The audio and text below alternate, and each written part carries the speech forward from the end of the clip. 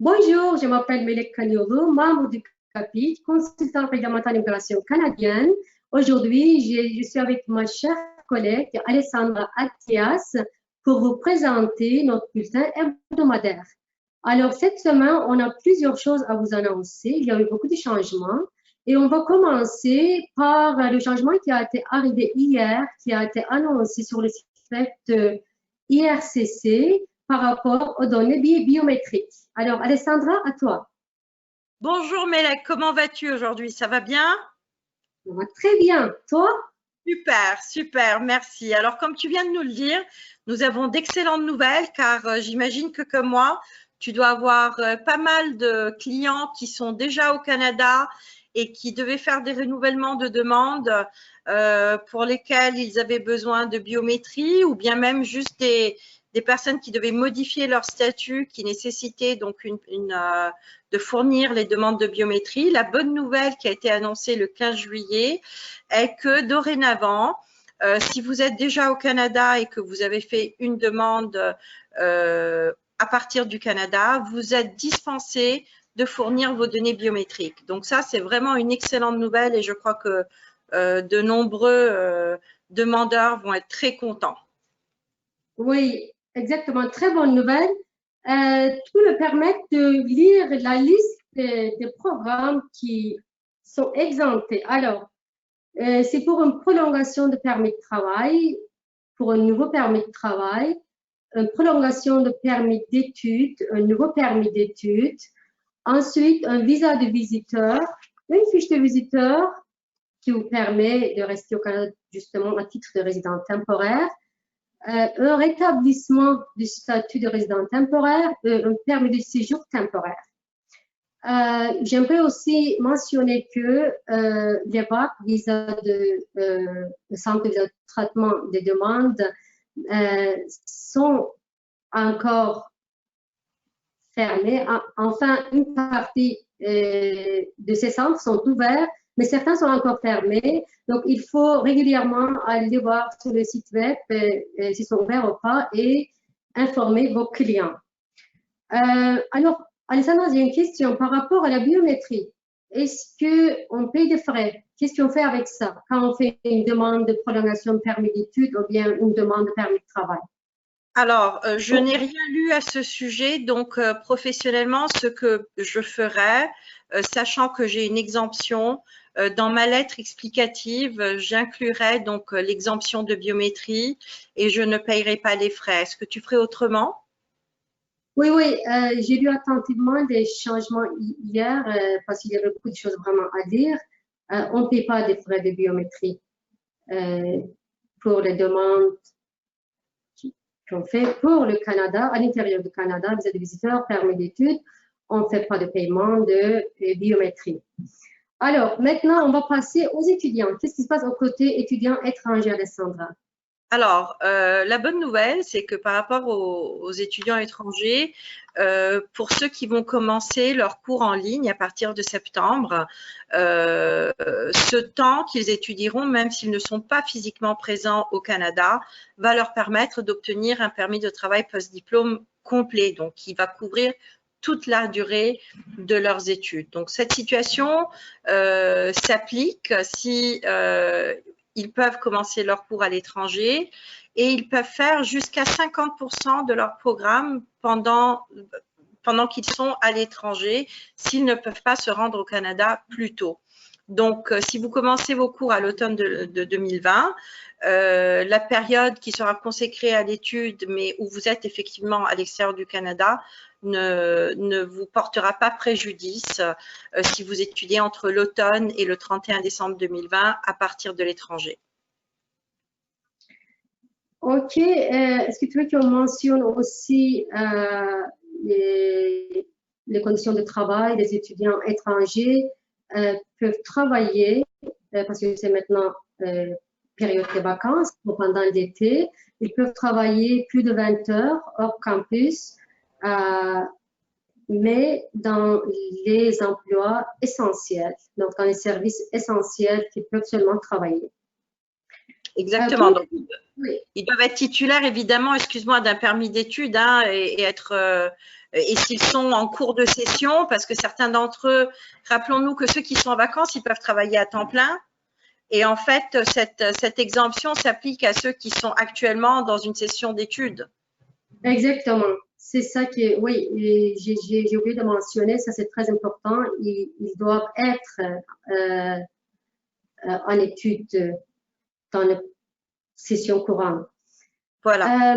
Alessandra, j'aimerais aussi parler un peu de exemption par rapport aux restrictions de voyage pour des étudiants étrangers. Comme on sait très bien que les étudiants étrangers qui ont leur permis de travail avant le 18 mars 2020, ils sont exemptés des restrictions de voyage.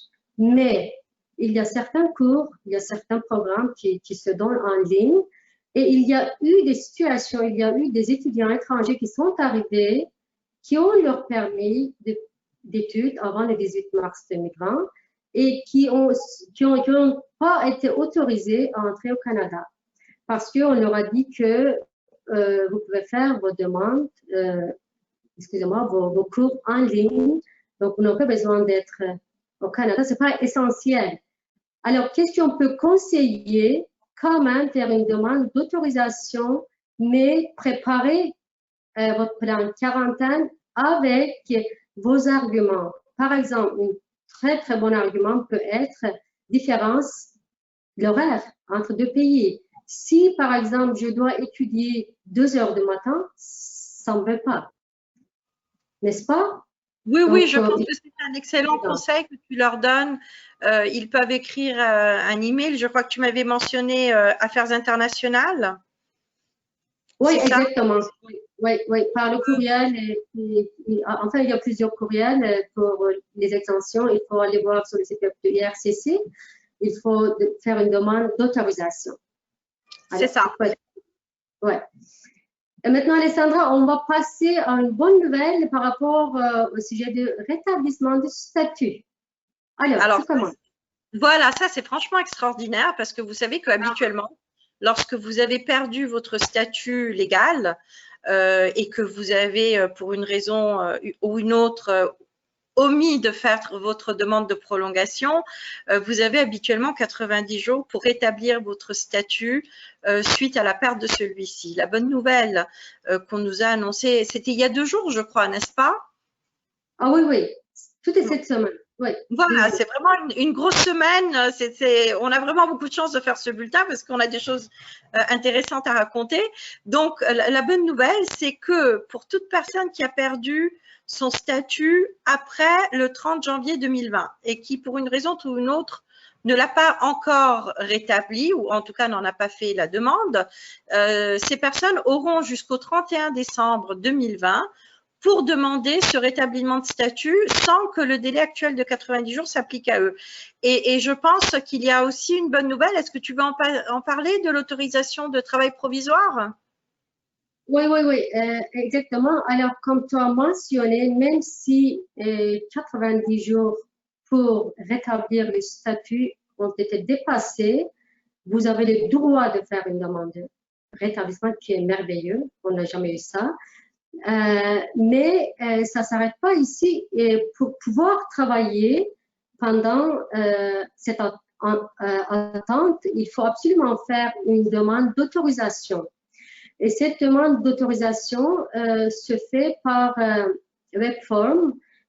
Sur le site web de l'IRCC, il y a des instructions, sont très claires. Il y a un texte que vous devez citer, que vous devez mettre dans votre message.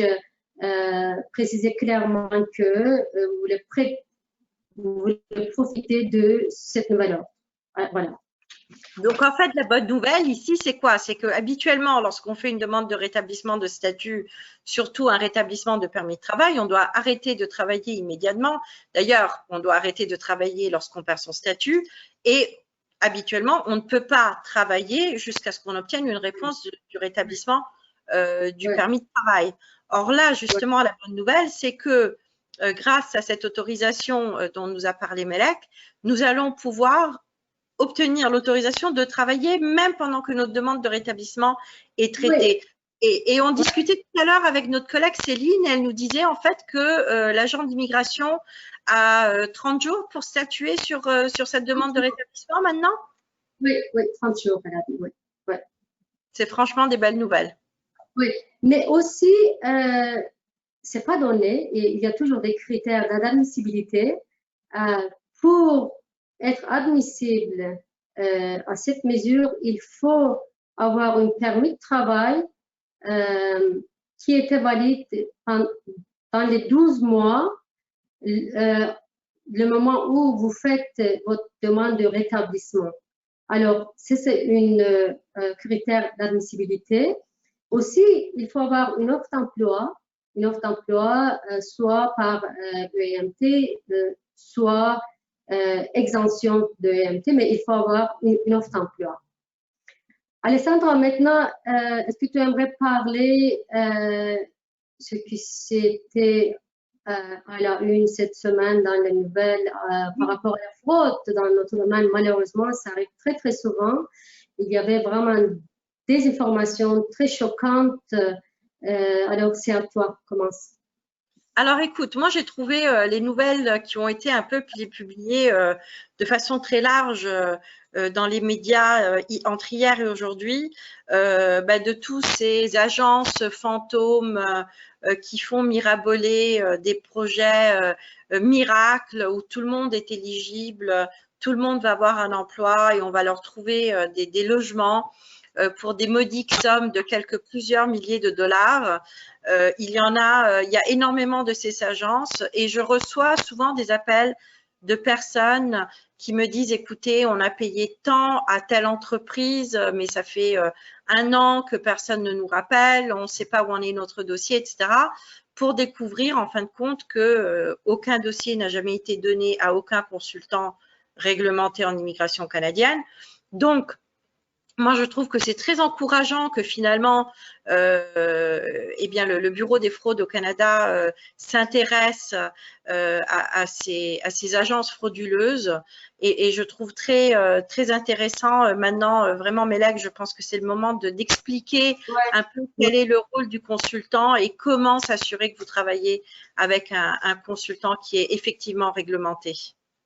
Oui, mais quand même, la nouvelle qui a été passée sur RDI, Radio-Canada, était très détaillée. J'ai beaucoup aimé, vraiment. Il y avait beaucoup de détails. Il y avait la présence du CAPIC, ERCC, Acadie. Il y avait tout. Et il y avait plusieurs exemples, plusieurs victimes qui racontaient leur histoire. Il y en a qui disaient que elles pensaient vraiment que c'était le gouvernement même, c'était l'Immigration Canada. Elle a fait tellement confiance et elle a complètement cru que c'était 100% authentique. Alors moi, je conseille à tout le monde d'aller chercher ces articles parce que les noms précis des agences sont cités. Je ne pense pas que nous ayons le droit de les donner car on pourrait se retrouver dans des affaires de diffamation, etc. Donc, je ne veux pas entrer dans les noms des agences qui sont citées, mais il y a des agences bien précises qui sont citées sur ces articles de nouvelles et je conseille vraiment à tout le monde d'aller se renseigner sur le nom de ces agences et de se méfier très sérieusement parce que cela porte préjudice à tout le monde. Exactement, mais on peut peut-être partager quand même le lien de cette nouvelle Radio-Canada en bas de cette vidéo, je pense. Voilà, et je souhaiterais rappeler le rôle des consultants réglementés. Donc, nous sommes quand même des professionnels qui sommes compétents. Nous suivons des formations de façon très régulière. Nous avons une responsabilité professionnelle, d'où l'avantage de travailler avec nous.